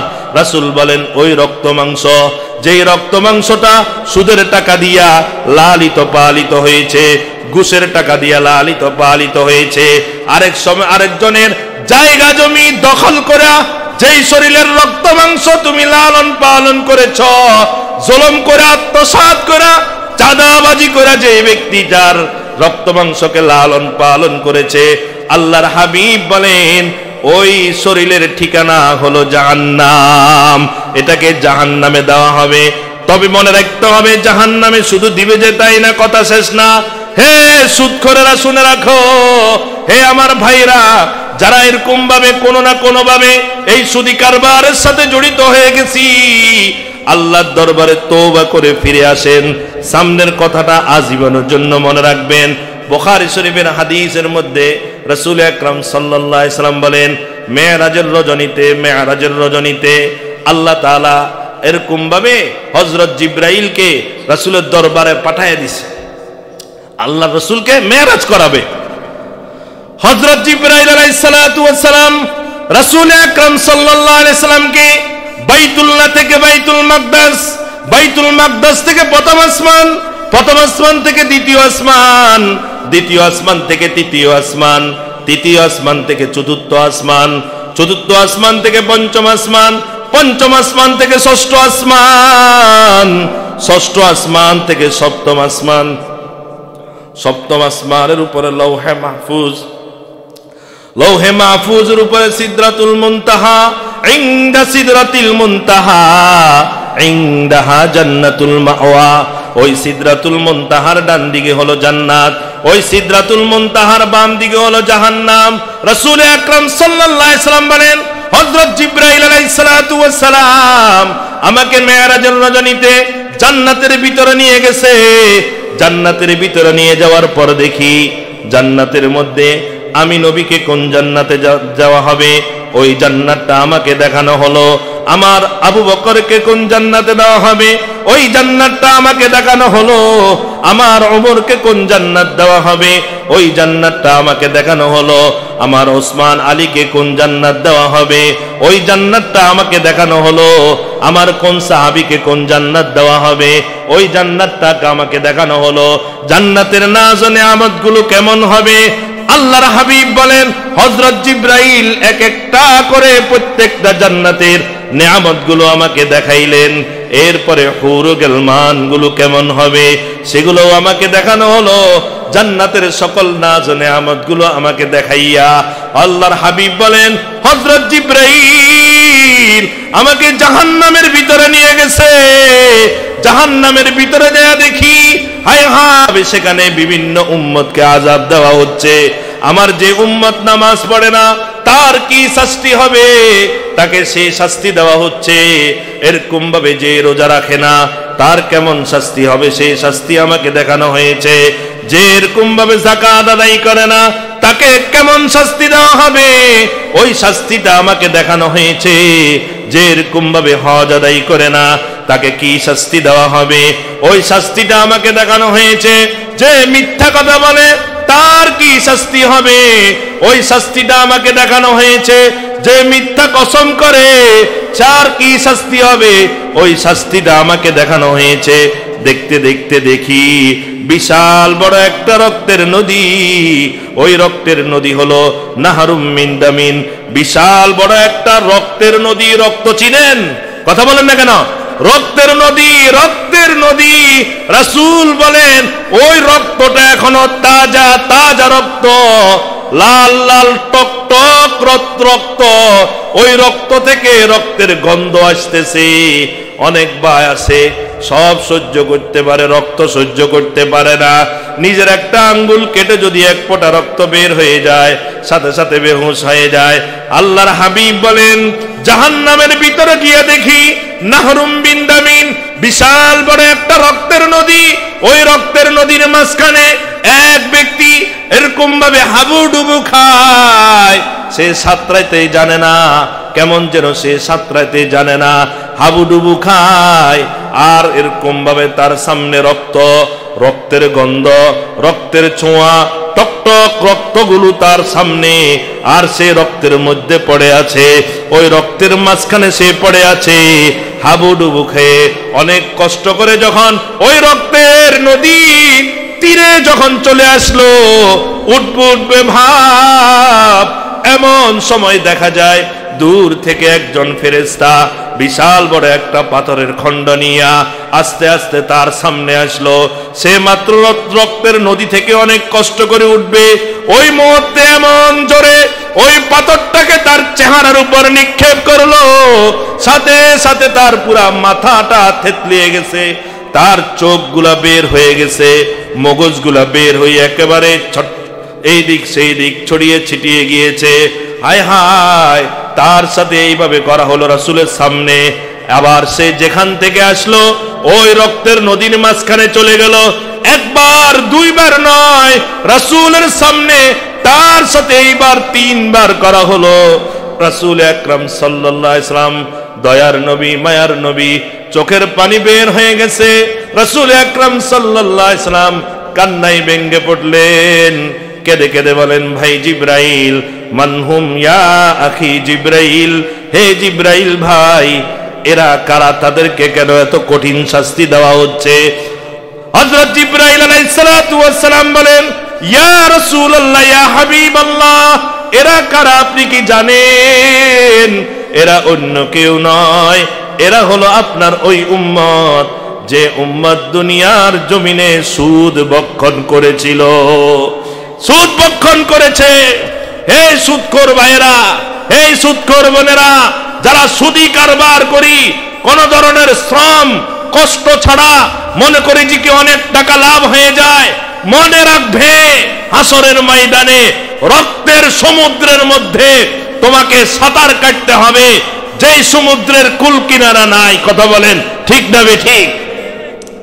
এইভাবে রাসূল আকরাম সাল্লাল্লাহু আলাইহি ওয়াসাল্লাম বলেন, আমাকে আর একটু সামনের দিকে নিয়ে গেছে। সামনের দিকে নিয়ে যাওয়ার পর দেখি বিশাল বড় একটা ময়দান। ওই ময়দানের মধ্যে গিয়া দেখি বিশাল বড় ময়দান। ওই ময়দানের মধ্যে কিছু লোককে দেখলাম। ওই লোকগুলা উলঙ্গ অবস্থায় আছে।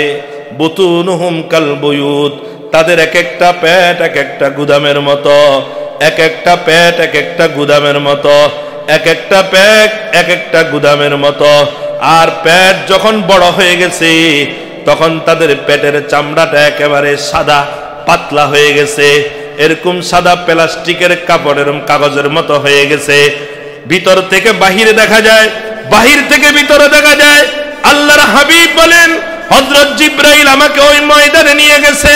ময়দানে নিয়ে যাওয়ার পর দেখি হায় হায়, বিশাল বড় পেটওয়ালা অনেককে দেখা যায়। আমি একটু সামনে গিয়ে দেখি প্রত্যেকটার পেটের ভিতরে লম্বা লম্বা বড় বড় সাপ, বড় বড় সাপ, বড় বড় সাপ।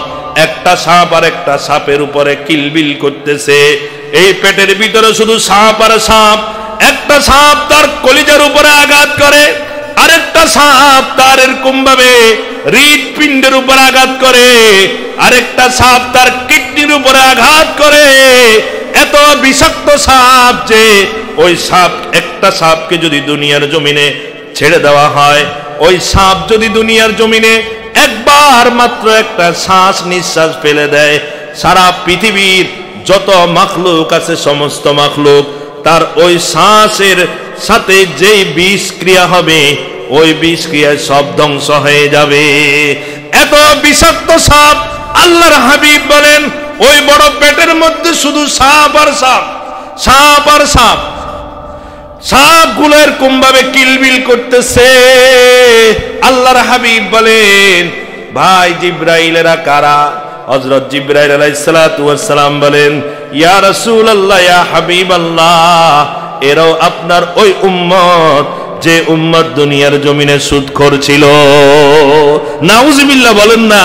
রাসূল আকরাম সাল্লাল্লাহু আলাইহি সাল্লাম বলেন ভাই তো তাদের পেটের ভিতরে সাপ কেন? হযরত জিব্রাইল বলেন লিকুল্লি দিরহামিন হাইয়াতুন, লিকুল্লি দিরহামিন হাইয়াতুন, লিকুল্লি দিরহামিন হাইয়াতুন। এক একটা সুদের টাকার বিনিময় তাদের পেটের ভিতরে এক একটা বিষাক্ত সাপ জন্ম নিবে।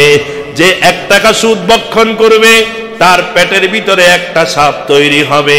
যে 10 টাকা সুদ ভক্ষণ করবে তার পেটের ভিতরে 10টা সাপ হবে। যে 100 টাকা সুদ খাবে তার পেটের ভিতরে 100টা এরকম সাপ হবে। যারা লক্ষ লক্ষ কোটি কোটি টাকা এরকম ভাবে সুদ ভক্ষণ করে তাহলে তাদের পেটের ভিতরে কত সাপ হবে? এটাই হবে তার শাস্তি।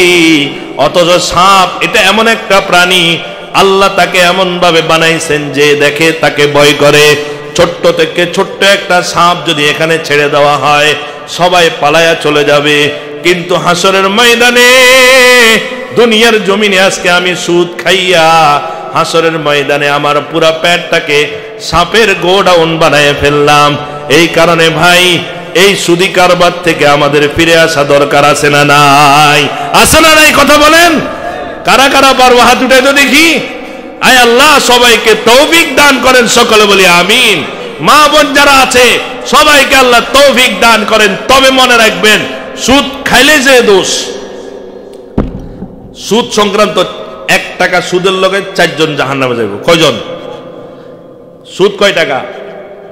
1 টাকা সুদ, জাহান্নামে যাবে কয়জন? কথা বলেন না কেন? লানা রাসূলুল্লাহ সাল্লাল্লাহু আলাইহি সাল্লাম আকিলার রিবা ওয়া মুকিলাহু ওয়া কাতিবাহু ওয়া শাহিদাই। রাসূল আকরাম সাল্লাল্লাহু আলাইহি সাল্লাম বলেন 1 টাকা সুদ ভক্ষণ করলে, 1 টাকা সুদি লেনদেন হলে 4 জন ব্যক্তি জাহান্নামে যাবে। যে সুদ দিল সেও জাহান্নামে যাবে, যে সুদ খাইলো সেও জাহান্নামে যাবে, যে সুদের ওখানে সাক্ষী ছিল সেও জাহান্নামে যাবে, যে এগুলা এরকম ভাবে কাগজপত্রে বায়না করেছে সেও জাহান্নামে যাবে। নাউজুবিল্লাহ বলেন, নাউজুবিল্লাহ বলেন। আরে কথা বলেন না। একটু হিসাব করে দেখেন, আমাদের একটা গড়ও মনে হয় জান্নাতে যাওয়ার মতো নাই। প্রত্যেকটা গড় জাহান্নাম হয়ে গেছে, পুরো এলাকা জাহান্নাম হয়ে গেছে। কথা বলেন না কেন? এগুলোকে সুদে মনে করে না। ভাই ভাইয়ের কাছে ঋণ চায়, ঋণ দেয় না। কয় যে কি টাকা নাই? যদি কয় ভাই 1000-এ দিমুনি, কয় তাহলে কত নিবি ক? কথা ঠিক না ঠিক? বাবা ছেলেকে দেয় না, কিন্তু যখন কত কিছু দিব তোকে আমি, সমস্যা নাই, এই কথা যখন চলে আসে কত নিবি, নে নে। সারা জীবন সরকারি চাকরি করছে, কোন পাগলে বুদ্ধি দিছে, কয় 10 লাখ টাকা সরকারি ভাবে পাইছ, কয় টাকা ভাঙিও না, এগুলা রাখো, বুড়া বয়সে কাজে লাগবো। তো কি করবা? অমুক ব্যাংকে রাখো। কি হবে? মাসে মাসে তোমাকে 10,000 টাকা করে দিবে। তোমার টাকা টাকার জায়গায় থেকে যাবে, মাসে মাসে 10,000 টাকা পেবা। ও তাহলে ঠিক আছে। কথা বলেন না কেন? ও হাজি সাহেব প্রত্যেক মাসের প্রথম তারিখে একেবারে আপনার ব্যাংকে গিয়া 10,000 টাকা কসকচে উঠে নিয়ে আসে, আর খুশি আমার 10 লক্ষ টাকা জায়গায় রয়ে গেল, আর মাসে মাসে আমাকে 10,000 টাকা করে দিতে আছে। মনে রাখবেন এটা টাটকা সুদ, কথা বলেন, এর কপালে টাটকা রক্ত, আর প্রত্যেকটা টাকার বিনিময় তার পেট হবে এরকম ভাবে সাপের গোডাউন। কথা বলেন না কেন? আয় আল্লাহ আমাদেরকে, আমাদের জাতিকে, আমাদের পরিবারকে এই সুদি হারাম কারবার থেকে হেফাজত করেন, সকলে বলি আমিন। অনেক কথা ছিল, তাও তো কথা শেষ করা যাবে না, সময় শেষ হয়ে গিয়েছে। তাহলে এই হারাম থেকে আমরা বাঁচবো তো ইনশাআল্লাহ? তাহলে আমাদের তিনটা গেল। এক নম্বর হলো আমাদের ইবাদত, আমরা আল্লাহ দরবারে ইবাদত কবুল করাতে চাই। এক নম্বর কি বলেন? আল্লাহর সাথে, আল্লাহর জন্য করতে হবে। 2 নম্বর রাসূলের পদ্ধতিতে করতে হবে। 3 নম্বর হালাল খায়া করতে হবে। ঠিক আছে না ভাই? ঠিক আছে না? আর 4 নম্বর হলো আপনাদের রহমতপুর মাদ্রাসা। তার মানে অর্থাৎ এলেম থাকতে হইব। কথা কান না কেন? আমল করলে তো হবে না, এটা জানতে হবে না? আরে কথা বলেন না কেন? আর জানার জন্য দরকার কি? এলেম। জানার জন্য দরকার কি? এলেম, যেটা এই রহমতপুর মাদ্রাসা শিক্ষা দেওয়া। কারণ যে ড্রাইভার, সে যদি নাকি কিভাবে চালাইতে হয় এটা না জানে, তাহলে যখন সে চালাতে যাবে তখন সে অ্যাক্সিডেন্ট করবে। কথা বলেন? কোন আমল কিভাবে করতে হবে সেটা যদি আমি না জানি, তাহলে তো আমার কি হবে বলেন? আমার ওই আমল করেও আমার অ্যাক্সিডেন্ট হবে, ওই আমলের দ্বারা আমি কোনো লাভ পাবো না। এই জন্য আমার কি দরকার? ইলম দরকার, কোরআন হাদিসের শিক্ষা দরকার। আর এই কোরআন হাদিসের শিক্ষাগুলো দেওয়া হয় আমাদের এই মাদ্রাসাগুলোতে। আমরা কি চাই আমাদের এই মাদ্রাসাগুলো কিয়ামত পর্যন্ত জিন্দা থাকুক? আমরা চাই? কারা কারা চাই? হাত উঠাইতে দেখি। চাই আমরা এই মাদ্রাসাগুলো কিয়ামত পর্যন্ত জিন্দা থাকুক? আল্লাহ তাআলা আমাদের এই মাদ্রাসাগুলোকে কবুল করেন, সকলে বলে আমিন।